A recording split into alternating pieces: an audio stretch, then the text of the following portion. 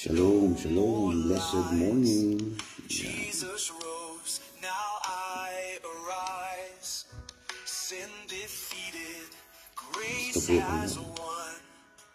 I'm in Christ, Praise the Lord, praise the risen Lord. Son.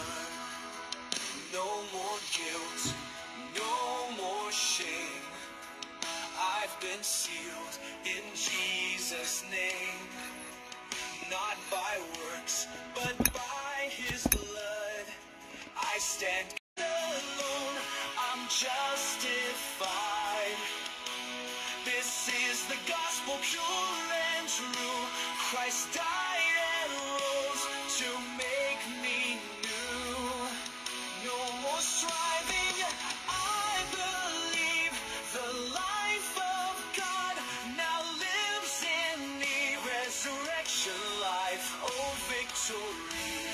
The pure gospel has set me free. Not a message of fear and pain, but of glory in His name. He took my place, bore my sin. Now forever I reign with Him. Buried with Him, now raised to reign. I'm not lost. Kamusta pong bawat isa? Blessed morning, blessed morning. In His body, Hintay natin yung ating mga kapatid. Alam mo na natin kung awit na ito. Amen. I live the resurrection life in Christ Alone, I'm justified. This is the gospel, pure and true. Christ died and rose to And make blessed morning, Sister Divina. more striving. I believe Of the course, life of share our live stream. Everybody's welcome. Have a blessed morning here in Rome, Italy. Dito po tayo sa Roma. And the weather is cold. Malamig na ngayon dito sa Roma. Kaya may tayo naka-jacket ako. Alright. Praise the Lord. And this is our song. Amen. Resurrection life. Amen. Yan. So, to God be the glory. And tingnan natin if we are live. Amen. So, kamusta po ang bawat isa? I know you are blessed. You are safe, secured in the loving hands of our Father. Amen. Are you blessed this morning? Amen. Hallelujah. Yan palagi ang pinatutugtog. Amen. Praise the Lord. And invite our friends. Amen. Yan. So make sure that nakapasok kayo sa ating live stream. And make sure kayo ay nanonood from click nyo yung sa live para mapasok kayo sa loob. Yan. Hello, Sister Liz. Yan. Glory to God. Glory to God. Hallelujah. Yan. So, meron na tayong mga viewers. Of course, we are continuing on our series of lessons dito sa book of Ephesians. No, ngayon ay nasa Ephesians 3 na tayo. Amen. Glory to God. Yan. And tag your friend. Make sure you engage in our program. Amen. Praise the Lord.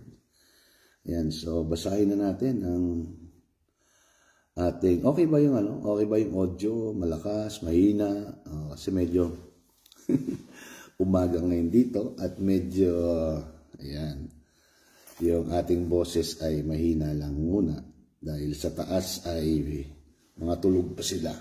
Okay. Ayan, glory to God, glory to God, glory to God forevermore. Hallelujah. Yan, make sure Meron na kayong, nagpe-prepare na kayo ng lunch. Amen. Ayan. Angie Directo, how are you guys? Malapit na ang anniversary natin. And of course, ang ating, sa ating mga Christocentric students, kita-kita tayo mamaya para sa ating pag-aaral. Amen. At sa mga nasa Pilipinas, see you soon. Yan, pag-pray ninyo na makakuha ko ng murang ticket. Ayan, hallelujah. By the grace of God. Amen. Andiyan na rin ang ating kapatid, DJ Tusong, na ating motorcycle or marshals natin sa ating values formation. At siyempre, ngayon siya na rin ay isang chaplain natin for the glory of God.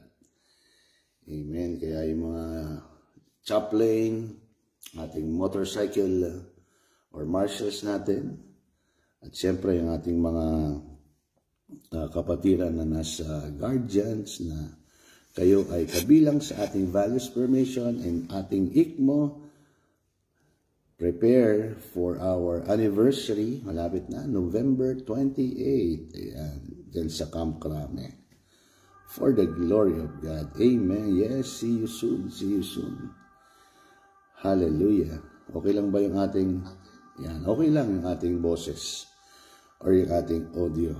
Yan. So, sa oras na ito, yan, batiin natin yung hindi pa natin nabate. Bing, San Luis. Ayan. So, share our live stream. Make sure i-send nyo sa inyong mahal sa buhay, sa inyong mga kaibigan, sa inyong mga group chat, sa inyong mga church. So they will be part ang ating live stream, no? As we study the book of Ephesians. Ephesians 3 na tayo ngayon. Verses 11 to 16. No? This is actually introduction to the prayer, the second prayer of Paul dito sa book of Ephesians. At napakaganda po nitong book of Ephesians. And ito po ay ating pong tatapusin. Amen. Hallelujah. At paulit-ulit nating pag-aaralan ang salita ng Diyos hanggang tayo ay mahayag kasama niya. Amen. Ayan. So, dalawang nakakalungkot, no? Dalawang prophecy about the rapture. Sabi, September 23, 24. Tapos na po ang September 23, 24, 2025. At nagkaroon daw ng pagbabago. No? Ang tunay na pagdating ng Panginoong Yesus ay October 4. So, tapos na po tayo last Sunday. October 5 na. Ngayon ay October 7 na. Kaya nakakalungkot, no? And the Bible says, no one knows the time. Ibig sabihin, and the season, no one knows the date. But we know when Christ appears, we too will appear together with Him in glory. Amen. That's our blessed assurance. Hallelujah. Glory, hallelujah. So atin pong babasahin yung ating text, no? And join with me if you have your Bible, your notebook, your pencil or ball pen. No? Para sa pencil, i-highlight ninyo sa inyong Bible at kuha kayo ng notes. Amen? At yung mga nandito, pwede rin kayong mag-notes. You can share your comments as a note. Amen? Dahil sa ating pag-aaral, I will put a cross-reference. Ayan. So, may mga cross-reference kayo. At kung gusto ninyong kunin itong note na ito, syempre, kailangan nyo lang makinig maigi muna and write it down.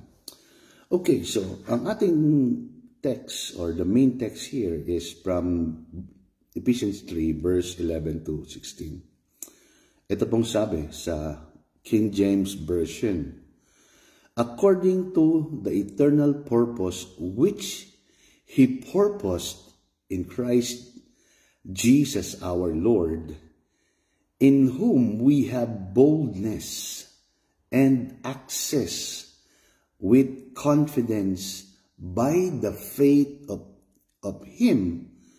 So dito merong napakagandang kailangan niyong guhitan. By the faith of Him. Sa ibang salin, by the faith, or sa pag-literal natin, by the faith of Christ. Amen? Wherefore, I desire that ye faint not, and my tribulation for you, which is your glory. Wow! For this cause I bow my knees unto the Father of our Lord Jesus Christ. Tingnan nyo. This is a prayer of Paul. Sabi ko sa inyo kanina. And the Father of our Lord Jesus Christ, of whom the whole family, this is so important, the whole family in heaven and earth is named. That He would grant you, according to the riches of His glory, to be strengthened with might by His Spirit in the inner man. Let's pray.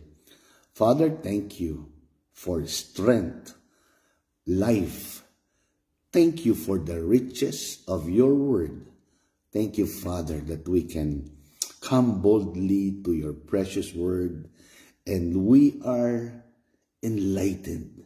We receive revelation knowledge today, and you are glorified and magnified in our life. Sickness and diseases be healed in the name of Jesus. Thank you, Lord God, that the mighty Holy Spirit domiciled on our inside. I give you praise and honor, and thank you, Lord, for answered prayer. In Jesus' mighty name, everybody say, glory, amen, amen, hallelujah. In verse 11, look at this. According to the eternal purpose which He purposed in Christ Jesus. Kung babalikan natin itong verse 10, no? Tingnan nga natin para makita natin yung context. Alright? Yung verse 10 dito sa Ephesians, this is so important. Now, balikan natin muna konti yung ating pinag-aralan last time. Sa verse 10, sabi dito, to the intent that now unto the principles or principalities and powers in heavenly places might be known by the churches or by the church, the manifold wisdom. Yun yung pinag-aralan natin kahapon. The manifold wisdom. Then, ang kasunod nito, amen, yan, Pastor Roger, at ang aking pinsan, Jaja, yan, Joan Santos. And make sure you share this live stream, and I know you are blessed today because this is the pure message of the gospel, the word of God. So dito, so kaduktong ito, nung verse 10, actually ng buong Ephesians, according to the eternal purpose.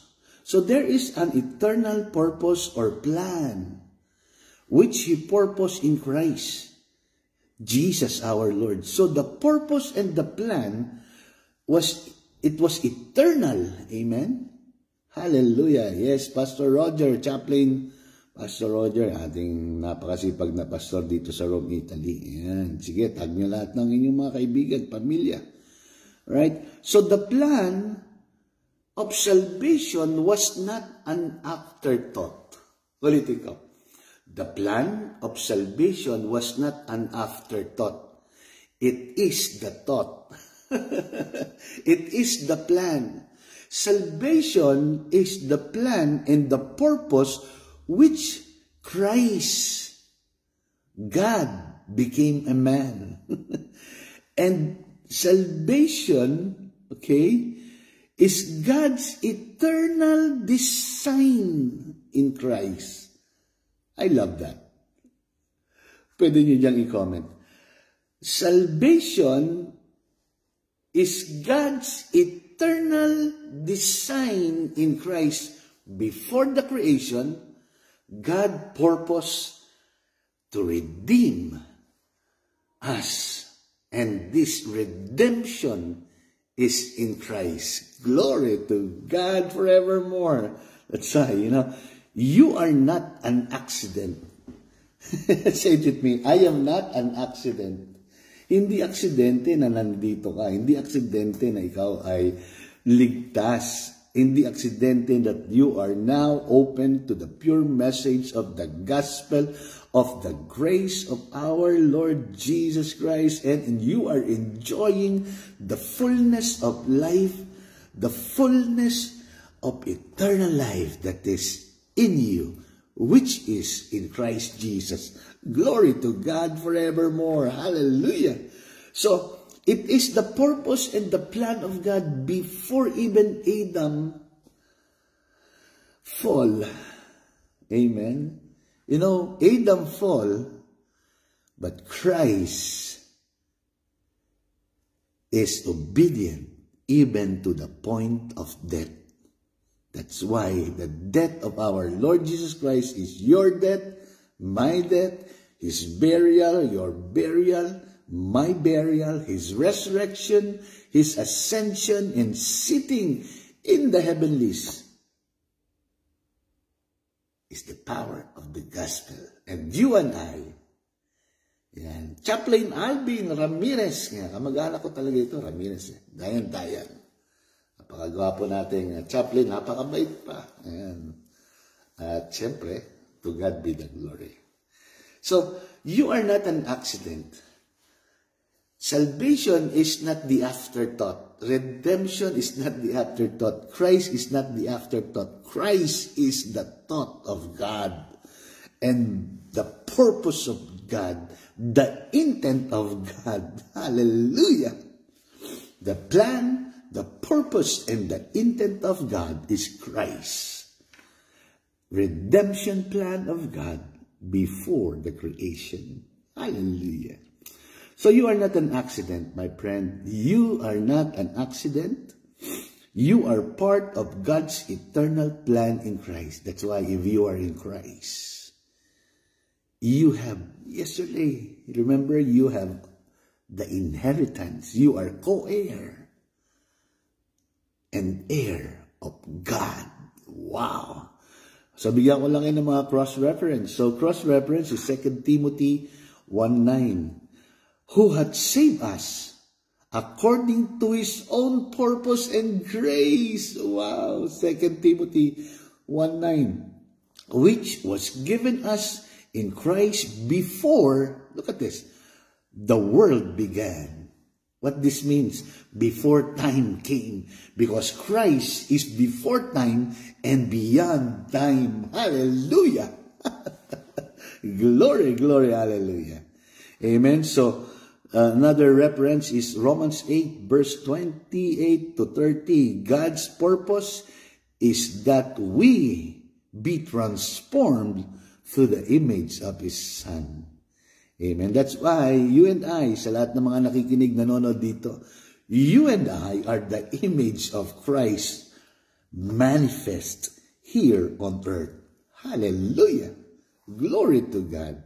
So verse 12, in whom we have boldness and access with confidence by the faith of Him. Look at this. The faith here is not your faith. The faith here is the faith of Christ, who is now our faith, because now Christ is our life. Amen. And it is His faith. Hallelujah. In Him you live, move, and have your being. That's why we have boldness. We have access with confidence by the faith of our Lord Jesus Christ. And remember this, through Christ, believers have direct access to God without fear. Hallelujah. You know, every word of Jesus Christ, when the disciples are, actually they do not have His faith, Jesus said, fear not. Amen. When He comes, the storm, fear not. when He resurrected, peace be with you. Doon sa eksena ng walking on water, fear not. You know, friends, listen to this. God has not given us the spirit of fear, but of power, but of love and sound mind. That is the writing of Paul to Timothy. Amen? So we have this boldness and access with confidence. Amen? The word boldness here is the word paresia. Paresia. Amen? Ang ibig sabihin, which implies boldness, freedom of speech, fearless confidence. Wow.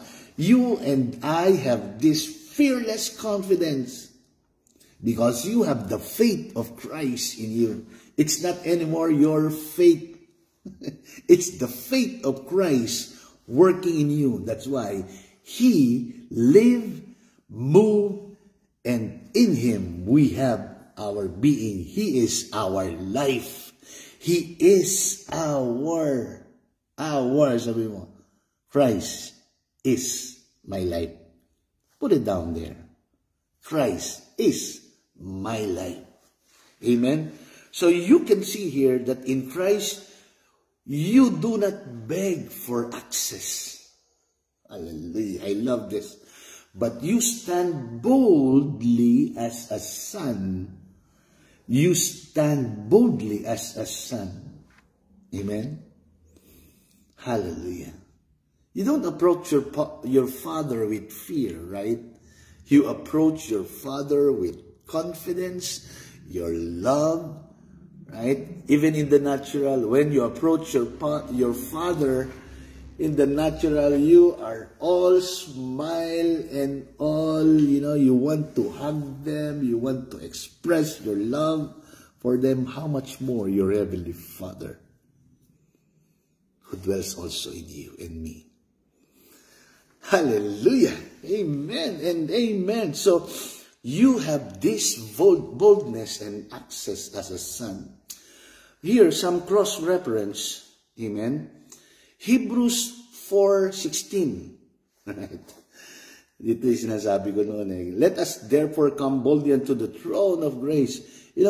This is so important. When the Hebrew writer wrote this, wala pa siyang idea. He doesn't have the idea of us being the dwelling place of God. That's why now the throne of God is in man. Heaven is my throne. The earth is my footstool. I pray that you will have revelation knowledge of that. That you are now the temple, the throne of God is now in your heart, in your spirit. Heaven and earth. Hallelujah. So, Romans 5 verse 2, we have access by faith into the grace wherein we stand. When you fall, you just stand up. And when you stand, just stand. Stand for the gospel. Paul says, stand for the truth. Defend the gospel. You don't defend yourself. And also, you don't defend the truth. The truth defends itself. And the truth has set you free. And the truth is Christ Himself. He said, I am the truth. What He's saying is, I am the reality of all the Old Testament shadows, symbols, signs, rituals, prophecy, and promise. I am the truth, speaking to Himself as the reality. Chaplain Renante, wow, glory to God. So join us. Please join us. Hallelujah. So now we are in verse 13, sorry. Excite ako. Ilan na lang, no? To God be the glory. Pero alam natin, we are enjoying. Are you enjoying so far? Alam mo, you don't just enjoy. You meditate, you chew on the Word of God. Amen. You eat. We are fellowshipping. We are having this Holy Communion together. We are drinking and eating from the Word of Christ. Christ Himself, our food. Hallelujah. The whole bread. We're eating the whole bread, which is Christ. Hallelujah. Hallelujah. Thank you, Lord. Verse 13. Wherefore, sabi ni Paul said, I desire that you faint not at my tribulations for you, which is your glory. You know, Paul is saying, my suffering is not a defeat. Paul is saying, you know, my chain, my suffering, everything that I am experiencing right now, even all this pain in the neck, you know, I was shipwrecked. And even the snake, right? The serpent cannot stop Paul. He just shake the snake. You know, here, my tribulations for you, which is your glory. Paul is saying, what I am suffering is not a defeat, but a glory for the church. Amen? But a glory for the church, because it brings the gospel to us. First of all, to them. Paul brings the gospel to them, and also now we are blessed that we can read the writing of Paul. We can study all of the epistles of Paul. Right? That's why it is for our glory. Your trials, friend, listen to this. Your trials, your tribulations are not setbacks. I will repeat. Your trials in Christ, your tribulation in Christ, what if you are suffering right now? They are not setbacks. You know? But it is a comeback. Or it is the testimony of Christ in you, the testimony of His glory working in you. Hallelujah, hallelujah. Glory to God forevermore. And Donald, welcome to our Christocentric meal, morning devotion, your identity, your reality. Cross-reference of verse 13. 2 Corinthians 4:17. For a light affliction. You know, I want you to read this 2 Corinthians 4. It is lovely. Makikita niyo. You will see that God in Christ is, you know, Paul is going back to Genesis. Hallelujah. You just read it. 2 Corinthians 4:17, our cross-reference in verse 13. For our light afflictions work it for us a far more exceeding and eternal way of glory. Doxa. Amen. The glory of the Lord. Amen. It's working for you and for me. Philippians 1:29. Unto you it is given not only to believe on Him, but also to suffer for His sake. Amen. You know, to suffer here means you will be experiencing humiliation. You will be experiencing, you know, people want to kill you. You know, suffer here in Greek is Pasko. Christ, the crucifixion of Christ, you know. The death, the crucifixion of Christ is the Greek word Pasko. Amen? That's why, hallelujah, maligayang Pasko. Suffering. Our suffering is Pasko, maligaya. Sa Filipino, in Filipino, maligayang Pasko. It's almost Christmas. Konti na lang. Right? Hallelujah. 14, verse 14. Right. For this cause I bow my knees unto the Father of our Lord Jesus Christ. You know, He's suffering, but the mind of Paul is about you and I, about them, for them to receive the gospel. Are you having the same mind of Paul? Diba? You are praying for your loved ones to receive the pure gospel, to receive Christ, to receive the revelation knowledge. You know, I challenge you to share the pure message of grace. Amen? Huwag niyong intindihin yung mga pagsubok. You know, they may not accept it, but at least you said to them the pure gospel of the grace of God. And God wants all men to be saved and come to the knowledge of the truth. Hallelujah!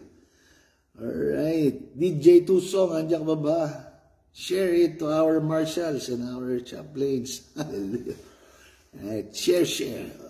So,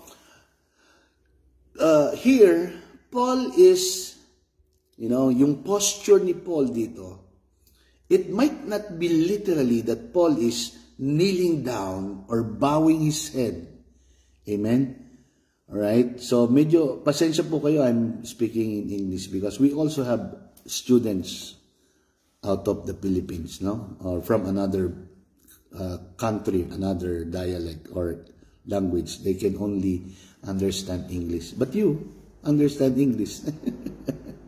Alright, so, the posture of Paul here shows dependence and reverence. Amen? Paul might not be literally bowing his head or kneeling down, but you know, his confidence and his dependence and reverence is rooted in the finished work of Christ. The prayer of Paul here is rooted in the finished work of our Lord Jesus Christ.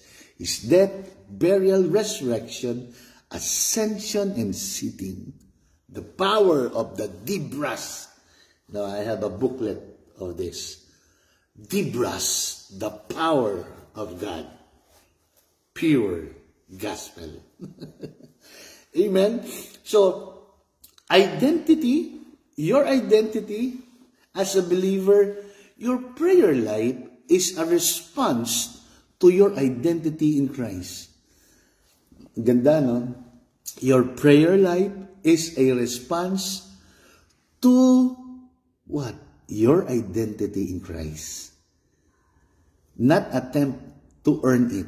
Kanina sabi ko, we don't beg for God. Amen? Begging is not an access to the Father, but the confidence and the reality of who you are when you come to our Father. You say, Father, Father, thank you because you blessed me indeed. I am indeed blessed with all eternal blessing which is in Christ. Glory to God. Hallelujah. So, as a believer, your prayer life is a response to your identity in Christ, not an attempt to earn it. Cross-reference natin, Romans 8 verse 15. Ye have received the spirit of adoption. Adoption. Alright? You know, adoption here is not an English word that we know right now. No, yung inadopt. You are from another mother, father, then somebody adopted you. That's not the adoption here. That's why here, adoption is not English, but this is a legal term. Hello? This is a legal term, which means in Christ, right? We cry, Abba, Father. Amen?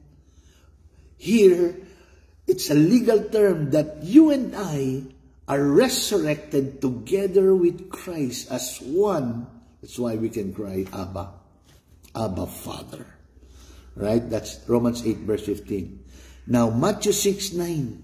When Christ, when people are asking the Lord, how do we pray? Jesus said, this is how you pray. Jesus did not say, this is my prayer.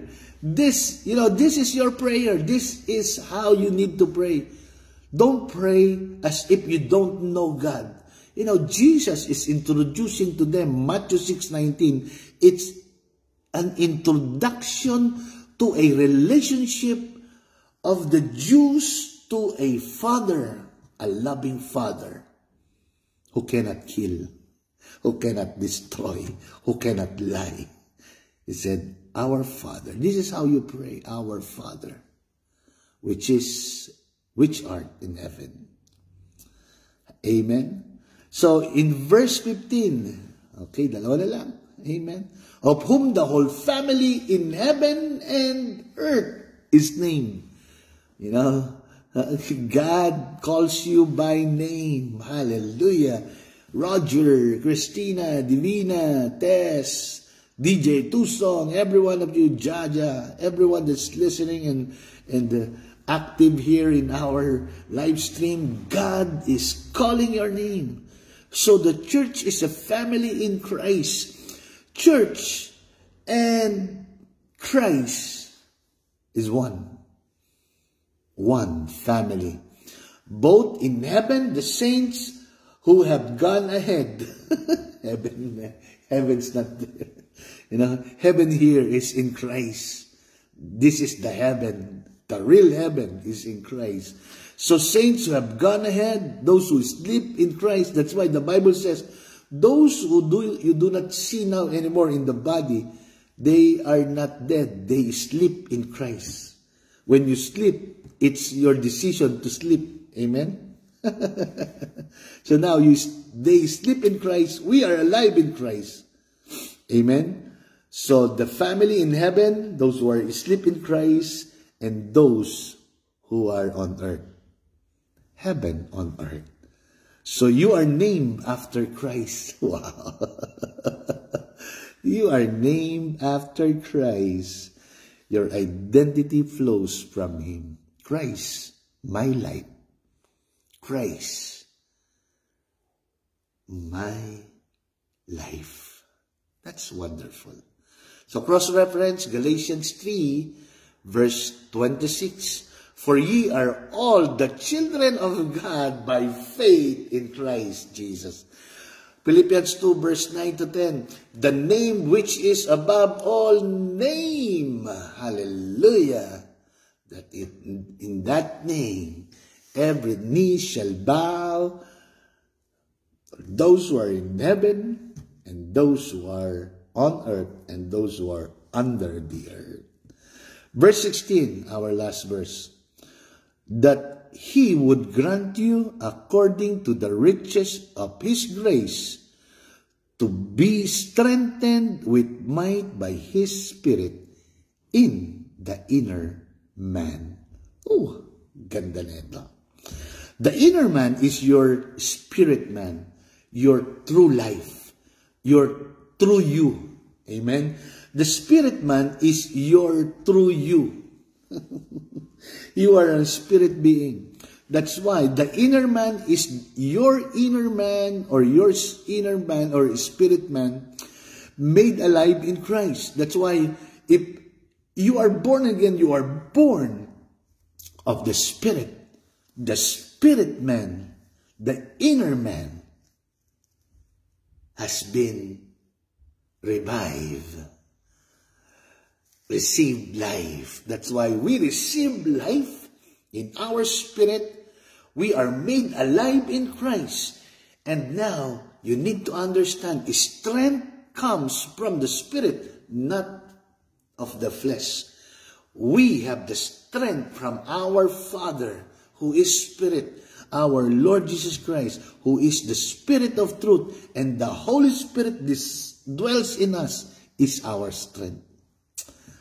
So you're empowered.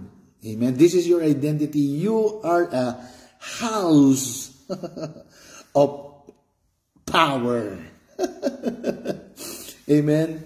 You are a house of power. You are empowered by the Holy Spirit in your inner man, inner being, to manifest Christ's life. Glory to God. So for our cross references, Colossians 1:11 is strengthened with all might according to His glorious power. 2 Corinthians 4:16. Sa inyo, basahin niyo 2 Corinthians. Though our outward man perish, yet the inward man is renewed day by day. That's why you are renewed. The inner man, actually, your thoughts. Through our spirit, the Holy Spirit, glory to God forevermore, resides in you, empowers you, gave you life. Alright? So, hanggang dito na lang mo tayo. 16. Alright? 17 to 21. Next, tomorrow. God, I know you have a wonderful message for us. Amen? For our conclusion, the summary of this, you are part of God's eternal plan and eternal purpose and eternal intent. We have boldness and access in Christ. Trials, tribulations reveals the glory, not your defeat. You are named in God's family. Amen? Christ is your identity. Here in heaven, which is on earth and on earth. You are strength. Your strength, my strength flows from the Holy Spirit in our inner man. That's why you and I are blessed beyond measure. Eternal blessing in Christ. Your identity, your reality is in Christ. I know you are blessed. Let's pray. Father, thank you for revelation knowledge. Thank you for all your sons and your daughters, that they are strengthened with might, with the Holy Spirit in our inner man. Thank you, Lord God, for the time that you have given us to share in the goodness of your word. Father, thank you. I honor you. In Jesus' name. Amen. Glory, glory, glory. Hallelujah. So I'll see you again. Pray for me that I will be delivered from evil men. Amen. And all our Bibles or all our Christocentric students, see you later with excitement. Okay, for our lesson, Heaven, Believers Reality Now. Glory to God. Shalom, Copernicus. This is Bishop Don saying, see you again for another Christocentric meal. Shalom. Be blessed.